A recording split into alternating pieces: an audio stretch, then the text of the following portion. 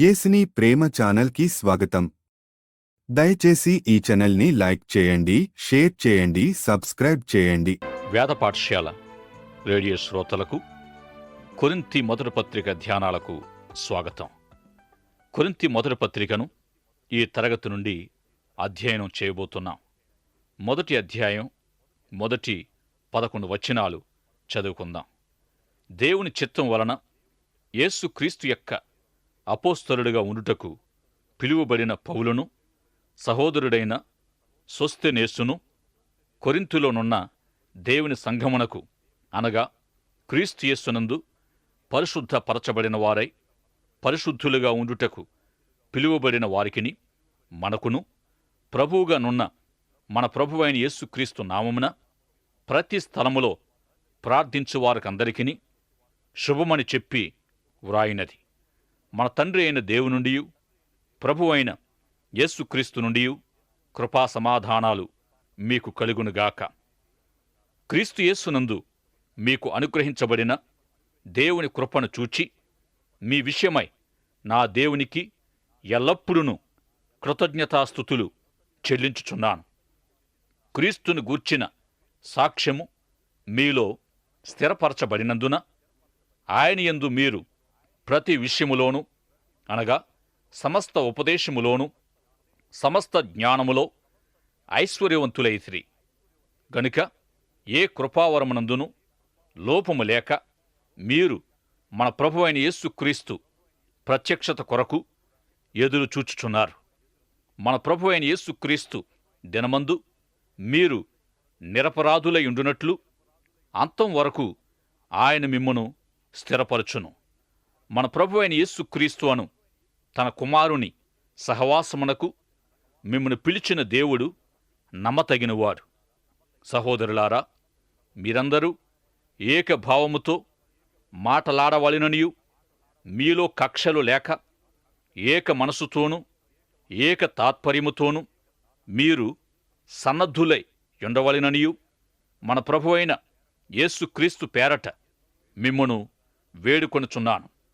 నా సహోదరులారా, మీలో కలహములు కలవని క్లోయే ఇంటివారి వలన నాకు తెలియవచ్చెను.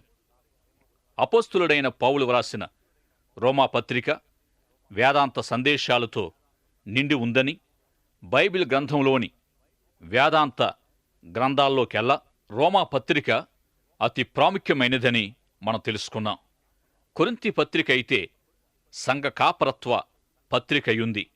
తాను ఎంతగానో ఎరిగి ఉన్న కొరింథీ విశ్వాసులకు పౌలు ఈ పత్రికను వ్రాశాడు. రోమాపత్రిక వ్రాసినప్పటికైతే పౌలు రోమా విశ్వాసులను చూచి ఉండలేదు. కొలస్సీయులకు చెప్పినట్టే రోమీయులకు కూడా పౌలు వారిని తాను ముఖాముఖిగా చూడలేక పోవచ్చుననే తలంపును వ్యక్తపరిచాడు. ఇక పౌలు ముఖాముఖిగా చూడని రోమా, కొలస్సై సంఘాలకు తాను చూచి ఎరిగి ఉన్న కొరింథీ, గలతీ, ఫిలిప్పీ మొదలైన సంఘాలకు మధ్య ఎంతో గొప్ప భేదం ఉంటూ ఉంది. అపోస్తుల కార్యాలు 18వ అధ్యాయములో వ్రాయబడిన విధంగా పౌలు తన 2వ మిషనరీ యాత్రలో కొరింథీ పట్టణములో సంఘాన్ని స్థాపించాడు. 18 నెలలు కొరింథీ విశ్వాసులతో గడిపిన కారణంగా పౌలు వారిని బాగా ఎరిగాడు. తరువాత 3.5 సంవత్సరాలు ఎఫెస్సులో గడిపి ఎఫెస్సులోని తన పరిచర్య చివరి కాలములో తిరిగి కొరింథును దర్శించాడు. కొరింథీయుల నుండి పౌలుకు ఒక ఉత్తరం వచ్చింది. ఆ ఉత్తరం ద్వారానే వారిలో వారికి కొన్ని సమస్యలు ఉన్నట్టు పౌలు తెలుసుకున్నాడు. గనుక మొదటి సంఘమైన కొరింథీ విశ్వాసులను దర్శించినప్పుడు క్లోయే ఇంటివారు పౌలుతో ఆ సమస్యలను గూర్చి వివరించారు. వారు అతనికి వ్రాసిన ఉత్తరం ద్వారా క్లోయే ఇంటివారు అతనికి తెలియజేసిన విషయాల ప్రకారం ఈ 2 ఆధారాలతో పౌలు ఆ సమస్యలను గూర్చి క్షుణ్ణంగా తెలుసుకున్నాడు. కొరింథీ పత్రిక ఆధారంగా పౌలు ఒక వేదాంతిగా కాక ఒక సంఘ కాపరిగా మనము తెలుసుకోవచ్చు. కొరింథీ 2వ పత్రిక 11వ అధ్యాయములో కూడా తాను పొందిన శ్రమలు అంటే కొరడా దెబ్బలు, వాడ ప్రమాదాలు, రాళ్లతో కొట్టబడడం, దొంగల వలన మొదలైన బాధలన్నిటినీ వివరంగా వ్రాశాడు. ఆ జాబితా చివరిలో విశేషంగా సంఘాల ఎడల తనకు గల భారాన్ని తెలియజేశాడు.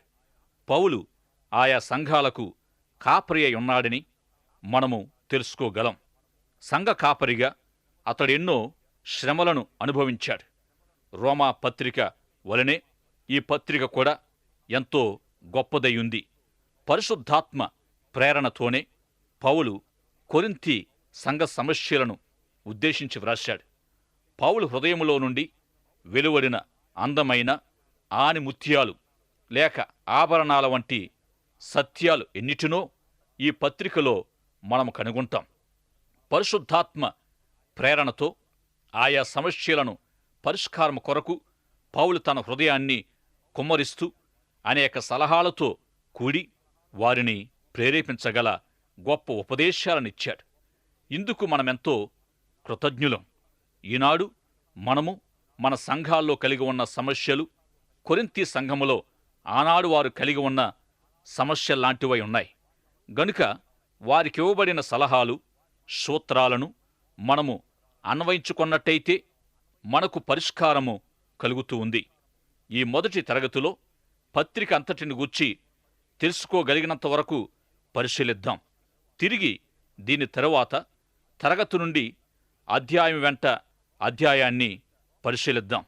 రోమా పత్రికలో కనబడేదానికి ఇక్కడ కొరింథీ పత్రికలో కనబడడంలోనూ పౌలులోనే ఒక గొప్ప తేడాను మనం కనుగొంటాం. రోమా పత్రికలో కంటే కొరింథీ పత్రికలో అతి ప్రియమైన వాడిగా పౌలు మనకు కనిపిస్తూ ఉన్నాడు. ఎందుకంటే కొరింథీ పత్రికలో వ్యక్తిగత సంబంధం ఉన్నట్టు అతి సన్నిహితంగా కనిపిస్తాడు. అక్కడ ఉన్న సమస్యలేమిటంటే వారిలో ఒకడు పినతల్లి లేక తండ్రి భార్యతో అక్రమ సంబంధం పెట్టుకొని ఉండడం, విశ్వాసులు బల్లనాచరించే పవిత్ర సందర్భములో త్రాగి మత్తులవడం, ఇంకా సంఘములో చీలికలు మొదలైన సమస్యలు, కొట్లాటలు, న్యాయస్థానాలకు వెళ్లడం కూడా ఉన్నాయి. అయితే ఈ సమస్యలన్నీ క్లోయె ఇంటివారు పౌలుకు తెలియజేశారని మనం చదివాం. కొరింథీయులకు పౌలు వ్రాసిన ఉత్తరం వారికి అందాక క్లోయె ఇంటివారి పరిస్థితి ఎలా ఉండొచ్చంటారు? ఇక ఈనాడు సంఘాల్లో ఉన్న ఆయా సమస్యలను బట్టి సంఘాల్లో నుండి ఎవరో ఒకరు వెళ్ళి సంఘ కాపరికి చెప్పారనుకోండి. సంఘ కాపరి వెళ్ళి ఎవరిపై ఆ విషయాలు ఆరోపించబడ్డాయో వారిని సదరు సమస్యలపై కదిలించబోతూ ముందుగా బైబిల్ తెరచి వాక్యం చెప్పబోయేసరికి వారు అంగీకరించగా అసలు మా గురించి మీకెవరు చెప్పారో చెప్పండి అని నిలదీస్తారు. బహుశా పౌలు ఈ విధానాన్ని ఎరిగిన వాడే క్లోయె ఇంటివారిని ఈ సందర్భంగా నేను మీ పేరు ఉపయోగించవచ్చా అని అడిగి ఉంటాడు. ఎందుకంటే పౌలు బహు ఖచ్చితమైన వ్యక్తి. అలాగే క్లోయె ఇంటివారు కూడా అంగీకరించగలిగినప్పుడే అతడు వారి పేరు వ్రాసి ఉంటాడు. ఎందుకంటే పేర్లు చెప్పకుండా ఏదో గాలి సమాచారములా మాట్లాడుకోవడం కొండెములు చాడీలతో సమానమై ఉంటుంది. సంఘం ఎడల ప్రేమతో సంఘ సమస్యలు పరిష్కరించబడాలనే సదుద్దేశం కలిగిన వారు భయపడరు. ఈ విధంగా వ్యర్థ సంభాషణలు కూడా అవకాశం ఉండదు. తీతుచే పంపబడిన ఈ పత్రిక వారందుకొని తప్పక క్లోయె ఇంటివారిని కలుసుకునే ఉంటారు. ఇక క్లోయె ఇంటివారు అంటే క్లోయె ఇంటిలో కూడుకునే సంఘమే. ఆది సంఘకాలములోని సంఘాలు ఇంటింట కూడుకొనడం జరిగేది. ఈ విధంగా ఎఫెసీ గృహ సంఘాన్ని పై విచారణ చేయడానికి పౌలు మిలేతు నదీ తీరములో పెద్దలను కలుసుకున్నాడు. నేడు ప్రపంచములోకెల్లా అతి పెద్ద సంఘం 4,000 మంది పెద్దలతో పర్యవేక్షించబడే అనేక గృహ సంఘాలను కలిగి ఉంది. వారములో ఒకరోజు సంఘ కార్యక్రమ ప్రణాళికను వారు రూపొందించుకుంటారు. ఈ విధంగా నేడు ఆ పెద్ద సంఘ శక్తి గృహ సంఘాలపైనే ఆధారపడి ఉంది. కొరింథీ సంఘం కనిపించని సార్వత్రిక సంఘానికి కనిపించే ప్రతిరూపం లేక నమూనా అయుంది. ఎందుకంటే యేసుక్రీస్తు పరిశుద్ధులుగా ఉండడానికి పిలువబడిన వారికి అని కొరింథీ పత్రిక ప్రారంభించబడింది. అయితే పరిశుద్ధులుగా పిలువబడిన వారంటే పాపము లేని పరిపూర్ణులని అర్థం కాదు సుమా. పాపము నుండి వేరుపరచబడ్డవారు, ప్రత్యేకించబడిన వారని అర్థమై ఉంది. యేసుక్రీస్తు సహవాసానికి పిలువబడిన వారికి అని కూడా ఈ పత్రికలో వ్రాయబడింది. అయినప్పటికీ వీరిలో కూడా సమస్యలు ఉన్నట్టుగా మనం తెలుసుకుంటున్నాం. మొదటి సమస్య విభేదాలు, చీలికలు. గృహ కూడికలే కాక ఒకరికంటే ఎక్కువైన సంఘ కాపరులను వీరు కలిగి ఉన్నారు. అనేక మంది కాపరులను కలిగి ఉండుట క్రొత్త నిబంధన సంఘం యొక్క లక్షణాల్లో ఒకటై ఉంది. క్రొత్త నిబంధనలో మొదటిగా యేసు ప్రభు కాపరిగా కనిపిస్తూ ఉన్నాడు. కాపరి అంటే కావలి కాయువాడు, పై విచారణ చేసేవాడని అర్థమయ్యుంది. కొత్త నిబంధనలో అనేక మంది సంఘ కాపరులుండడం గమనించగలం. పౌలు కొరింథీ సంఘానికి ఏ విధంగా కాపరి అయ్యాడంటే అనేకులను క్రీస్తులోనికి నడిపించాడు. 18 నెలలు వారితో గడిపాడు, వారికి బోధించాడు. ఒక సువార్తికుడు చేసేదానికంటే ఎక్కువగా కొరింథీ సంఘానికి చేశాడు. పేతురు మరియు విద్వాంసుడైన అపొల్లో కూడా ఆ సంఘానికి పరిచర్య చేశారు. ఏథెన్సులోని గ్రీకుల వలనే కొరింథీలోని గ్రీకులు జ్ఞానులు, పండితులు, వేదాంతులై ఉన్నారు. కొరింథీయులు వర్ణించలేనంత అపవిత్రత కూడా కలిగిన వారై ఉన్నారు. ఆ కాలములో బహు జ్ఞానము కలిగిన పౌలంటే కొరింథీ విశ్వాసులకు ఎంతో ఇష్టం. యేసుక్రీస్తును ఎరుగుటలో చెప్పుకోదగ్గ అనుభవం కలిగిన పేతురు ఉపదేశాలంటే వారిలో కొందరికిష్టం. అపొల్లో ప్రవీణతను బట్టి అతడంటే మరికొందరికిష్టం. పరిశుద్ధాత్మ ప్రమాణాల మేరకు పౌలు కూడా గొప్ప వక్త. అద్భుతమైన సంఘ కాపరి పరిచర్యలు జరిగించిన పౌలు కొరింథీ పట్టణములో దేవుని సంఘాన్ని స్థాపించాడు. కొరింథీ సంఘ సమస్యల పరిష్కారం నిమిత్తమై వారికి వ్రాసిన పౌలు పత్రికల ద్వారా ఈనాడు మన సంఘాల్లోని సమస్యల పరిష్కారానికి పౌలు కొరింథీయులకు వ్రాసిన ఉత్తర సందేశాన్ని, సలహాలను మనము అన్వయించుకోవచ్చు. సంఘ కాపరత్వం మరియు సలహాల సందేశాలకు ఈ పత్రిక ఎంతో ఉత్తమమైంది. కొరింథీ సంఘం యొక్క మొదటి సమస్య, ముఖ్య సమస్య విభేదాలు. ఈనాడు ఎన్నడూ లేనన్ని సమస్యలు, విభేదాలు, విభాగాలు, ఎన్నో వ్యతిరేకతలు తలెత్తుతున్నాయి. ఒకవేళ విభేదాలు మన సంఘాల్లో ఈనాడు ఉండి ఉంటే కొరింథీ మొదటి పత్రిక మొదటి 4 అధ్యాయాలను మనం తప్పక సంప్రదించాలి. తాను స్థాపించి పరిచర్య జరిగించిన సంఘములోని సమస్యలను పౌలు ఏ విధంగా పరిష్కారం కొరకు ప్రయత్నిస్తూ వచ్చాడో ఈ మొదటి అధ్యాయాల్లో తెలుసుకుంటాం. విభేదాలు అనే సమస్య నిమిత్తం పౌలు ప్రాముఖ్యమైన సందేశాన్ని వారికి అందించాడు. ముందుగా ఈ పత్రిక అంతటిని గూర్చి మరికొంత సమాచారాన్ని మనం తెలుసుకొని తరువాత మొదటి 4 అధ్యాయాలను ధ్యానిద్దాం. దేవుని ప్రజలపై ఆత్మీయ నాయకత్వాన్ని గూర్చిన అతి ప్రాముఖ్యమైన సత్యాలను పౌలు ఈ పత్రికలో పంచుకుంటూ వచ్చాడు. అపోస్తులుడైన పౌలు వంటి ఆత్మీయ నాయకులచే లేక సంఘ కాపరుల వాక్య పరిచర్య ద్వారా దేవుని ప్రజలు దేవుని వాక్య సంబంధమైన గూఢమైన మర్మాలను పరిశుద్ధాత్మ ప్రేరణచే ఏ విధంగా తెలుసుకోగలరో కూడా పౌలు తెలియజేస్తూ వచ్చాడు. పౌలుతో పాటు మరికొందరు కాపరులు కూడా కొరింథీ సంఘములో పరిచర్య జరిగించారు. మొదటి 4 అధ్యాయాల్లో సంఘస్థులలో ఉన్న ఆయా విభేదాలను గూర్చి మాట్లాడిన తర్వాత 5వ అధ్యాయములో వ్యభిచార లేక జారత్వ అపవిత్రతను గూర్చి మాట్లాడాడు. పైగా ఇట్టి పాపము ఎవరైతే కలిగి ఉన్నారో వాడు కొరింథీ సంఘ పెద్దల్లో ఒకడై ఉన్నాడు. వీడు తనకు గల అధికారాన్ని, హక్కును వినియోగించి తన నాయకత్వ పనిని జరిగిస్తూ వచ్చాడు. వాని ఎవరు ఏమీ అనలేకపోయారు, ఏమీ చెయ్యనూ లేకపోయారు.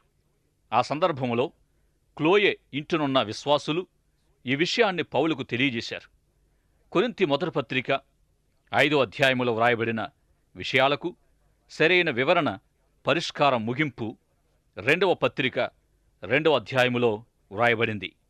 పాపములో పడిపోయిన నాయకుని సమస్యను పౌలు పరిష్కరించిన విధానముతో మీ హృదయాలు ఎంతగానో ఆశీర్వదించబడగలవని నమ్ముచూ ఉన్నాం.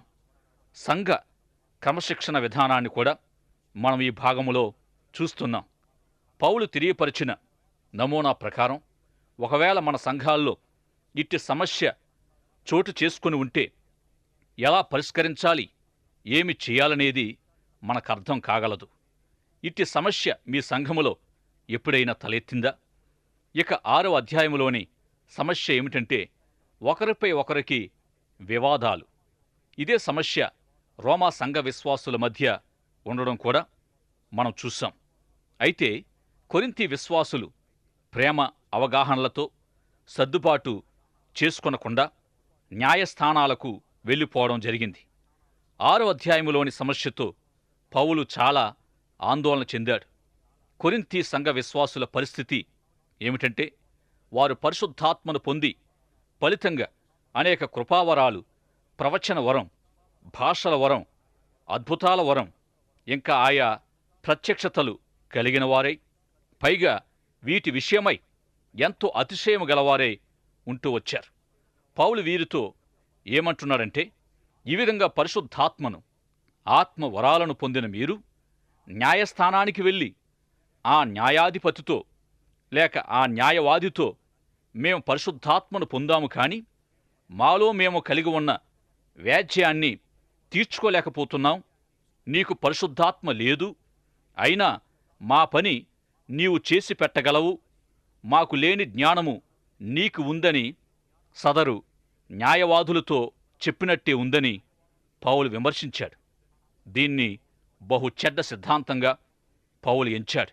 క్రీస్తు మనస్సు నెరిగి క్రీస్తును మనస్సును కలిగిన వారనబడిన కొరింథీల్లోని ఈ సమస్యకు ఏ విధమైన తీర్పు ఇచ్చాడంటే, ఈ లోక సంబంధమైన న్యాయస్థానాలను ఆశ్రయించడం కంటే అన్యాయము సహించుట మేలు, మీ సొత్తుల నపహరింపబడనిచ్చుట మేలు. అయితే మీరే అన్యాయము చేయుచున్నారు, అపహరించుచున్నారు, మీ సహోదరులకే ఇలాగు చేయుచున్నారు. ఈ విధంగా ఒకరిపై ఒకరు వ్యాజ్యం కలిగి ఉంటూ ఒకరినొకరు అప్పగించుకుంటూ కొరింథీ పట్టణములోని దేవుని సంఘానికి కలిగిన చెడ్డ పేరు నిమిత్తం పౌలు ఎంతో బాధపడుతూ వచ్చాడు. ఈ సమస్య పరిష్కారానికి వారు ఆత్మ సంబంధమైన నాయకులను సంప్రదించి ఉండవలసిందని పౌలు వారికి తెలియజేశాడు. ఈ 6వ అధ్యాయము సామాజిక చట్టానికి, సంఘ చట్టానికి మధ్య నుండే భేదాన్ని తెలియజేస్తుంది. సంఘం ఎప్పుడైనా సరే న్యాయం కోసం, సమస్యల పరిష్కారం కోసం కోర్టులను ఆశ్రయించనక్కరలేదు. తనలోని సమస్యలను సంఘం తానే పరిష్కరించుకోగలగాలి. సంఘ చట్ట ప్రకారం క్రీస్తు విశ్వాసుల సంఘం ఒకరిని ఒకరు న్యాయస్థానాలకు అప్పగించకూడదు. విశ్వాసుల మధ్యలోనే ఇట్టివి పరిష్కరించబడాలి. క్రీస్తు శరీరమయ్యున్న సంఘములోనే సంఘ సమస్యలు పరిష్కరించబడాలి, పరిష్కృతం కావాలి. ఇక 7వ అధ్యాయం వివాహాన్ని గూర్చిన గొప్ప అధ్యాయమయుంది. మీరు వ్రాసిన విషయము అని పౌలు ఈ 7వ అధ్యాయాన్ని ప్రారంభించాడు. క్లోయె ఇంటివారి ద్వారా విభేదాలు, శరీర సంబంధమైన అపవిత్రత, విశ్వాసుల మధ్య నుండే వ్యాజ్యాలను గూర్చి పౌలు తెలుసుకున్నాడు. ఈ 7వ అధ్యాయములోని విషయాలు అతని సలహా కోరుతూ కొరింథీ విశ్వాసులు పౌలుకు వ్రాసిన ఉత్తరం ద్వారా తెలుసుకున్నాడు. 7వ అధ్యాయములో వారి వైవాహిక సమస్యలు ప్రస్తావించబడ్డాయి. విగ్రహాలకు బలి ఇవ్వబడిన మాంసం తినవచ్చా లేదా అని మరొక సమస్య కొరింథీయులు కలిగి ఉన్నారు. ఈ తినడాన్ని గూర్చిన సమస్య, విభేదాలు రోమా విశ్వాసులు కూడా కలిగి ఉన్నారు. కొరింథీ మొదటి పత్రిక 8వ అధ్యాయం నుండి 10వ అధ్యాయం వరకు పౌలు ఈ ప్రశ్నలకు సమాధానం చెప్పాడు. 11వ అధ్యాయము నుండి ఆత్మ సంబంధమైన నడవడికను గూర్చి పౌలు చెబుతూ వచ్చాడు. పరిశుద్ధాత్మను పొందిన స్త్రీయే గాని పురుషుడే గాని శరీర ప్రకారం నడుచుకున్నట్లయితే అటివారు శరీర సంబంధులే అని తెలియజేశాడు. ఈ విధంగా రక్షణ పరిశుద్ధాత్మ పొందిన వారి శరీర సంబంధమైన ప్రవర్తనను ప్రస్తావించిన మొదటి 11 అధ్యాయాలు శరీర సంబంధమైన అధ్యాయాలు అనుకోవచ్చు. ఈ అధ్యాయాలను శరీర సంబంధమైన విషయాల దిద్దుబాటులు అని ఒక గొప్ప దైవజనుడు పేర్కొన్నాడు. పౌలు ఈ భాగములో సంఘములో స్త్రీ స్థానాన్ని తెలియజేశాడు. నేటికి ఈ విషయంపై మన సంఘాల్లో ఆయా విధాలైన అభిప్రాయాలుంటూ ఉన్నాయి. 11వ అధ్యాయం సగభాగము నుండి ప్రభు రక్తమాంసాలకు సూచనయున్న రొట్టె ద్రాక్షరస ఆరాధన కార్యాన్ని ఏ విధంగా ఆచరించాలో పౌలు తెలియజేశాడు. మొదటి 11 అధ్యాయాలు సమస్యల అధ్యాయాలు కాగా 12వ అధ్యాయము నుండి ఆ సమస్యలకు పరిష్కారాలు తెలియచేయబడ్డాయి. ప్రతి సమస్యకు పౌలు ఈ భాగములో సమాధానాలు తెలియజేస్తూ వచ్చాడు. 5వ అధ్యాయములోని మనుష్యునికి 6వ అధ్యాయములోని వ్యాజ్యాలకు 7వ అధ్యాయములోని వివాహ జీవిత ప్రశ్నలకు ప్రతి దానికి ప్రత్యేకమైన సమాధానాలిస్తూ వచ్చాడు. ఇక 12వ అధ్యాయములోనైతే సాధారణమైన అన్ని ప్రశ్నలకు సమాధానాలిచ్చాడు. ఆత్మ సంబంధమైన విషయాలను గూర్చి మీకు తెలియకుండుట నాకిష్టము లేదు అన్నాడు. ఎందుకంటే ఈ విధంగా వారు కొన్ని విషయాలు తెలుసుకొనకుండానే ఉన్నారు. 12వ అధ్యాయములో పరిశుద్ధాత్మ చేసే పనులను గూర్చి లేక ఆయన క్రియా విధానాన్ని పౌలు తెలియజేస్తూ వచ్చాడు. వారికి పరిశుద్ధాత్మ అంటే తెలుసు, కానీ ఆయన పని విధానం తెలియదు. 12వ అధ్యాయములో పరిశుద్ధాత్మ కార్య విధానాన్ని ఆత్మ సంబంధమైన వరాలను గూర్చి మాట్లాడాక 12వ అధ్యాయం చివరిలో సర్వోన్నతమైన మార్గాన్ని వారికి చూపించాడు. ఇదే అంశాన్ని కొనసాగిస్తూ 13వ అధ్యాయములో దైవ సంబంధమైన అగాపే ప్రేమను గూర్చి తెలియజేశాడు. నిజంగా ఇది ఎంతో గొప్ప అంశం. ఎక్కడా ఇలాంటిది వ్రాయబడలేదు. పరిశుద్ధాత్మ వరములు మరియు కార్యాల్లోకెల్లా అతి ప్రాముఖ్యమైన దైవ ప్రేమను గూర్చి పౌలు వివరించాడు. ఆత్మ సంబంధమైన విషయాల్లో ప్రేమ ప్రాముఖ్యమైనది, మొదటిది అయుంది. అన్ని సమస్యలకు పరిష్కారం ప్రేమ. పరిశుద్ధాత్మను కలిగి ఉన్నామనడానికి ఆత్మ వరాలను కలిగి ఉండుట ఒక నిదర్శనం. పరిశుద్ధాత్మ మనలో కార్యం చేస్తున్నాడు అనడానికి ప్రేమ కలిగి ఉండుట ఒక నిదర్శనం. మనలో ఉన్న పరిశుద్ధాత్మ మనకు కృపా వరాలనిస్తూ మనలో జరిగే ఆయన కార్యము ద్వారా ప్రేమ కలిగి ఉండే సామర్థ్యాన్ని మనకిస్తూ ఉన్నాడు. ఈ విధంగా విశ్వాసి పరిశుద్ధాత్మ ఒకరికొకరు వేరుగా ఉండరు. 15వ అధ్యాయములోని శరీర సంబంధమైన అన్ని సమస్యలకు పరిష్కారము కాగల పునరుత్థాన సత్యాన్ని, మరణంపై విజయము అనే అంశాన్ని తెలియజేశాడు. ప్రభు పునరుత్థానముతో పాటు వ్యాధిగ్రస్తమైన క్షీణించిన విశ్వాసి పొందగల పునరుజ్జీవాన్ని గూర్చి పౌలు వ్రాశాడు. ఈ పునరుత్థానము అనుదినము మనలో జరగగలదై ఉన్నదనే సత్యాన్ని తెలియజేశాడు. మృతుల్లో నుండి లేపబడిన క్రీస్తు పునరుత్థాన అనుభవానికి సమాన అనుభవాన్ని పొందడం, పునరుత్థాన బలాన్ని ఎరుగుట తనకొక లక్ష్యమని తెలియజేశాడు. కొరింథీయులు జ్ఞానులై ఉన్న కారణంగా పునరుత్థానం వంటి పారలౌకిక మానవాతీత విషయాలను వారు సందేహించి ప్రశ్నించారు. అందుకే ఈ అంశాన్ని వారికి వ్రాసి ఉన్నాడు. 16వ అధ్యాయములో పౌలు వారిని ఆత్మీయ ఉన్నతికి చేరుస్తూ ఉన్నాడు. అతి త్వరగా సహజంగా వారిలో ఇట్టి అభివృద్ధి తీసుకుని వస్తూ ఉన్నాడు. చివరిగా క్రైస్తవ గృహ నిర్వాహకత్వము, దాతృత్వము మొదలైన అంశాలు ప్రబోధించాడు. సర్వసాధారణమైన మన సమస్యలన్నిటికీ ఈ పత్రికలో నుండి మనం పరిష్కారము పొందగలము. అటువంటి కృప ప్రభు మీకు దయచేయునుగాక. దైవాశీస్సులు. ఆమెన్. దయచేసి ఈ ఛానల్ని లైక్ చేయండి, షేర్ చేయండి, సబ్స్క్రైబ్ చేయండి.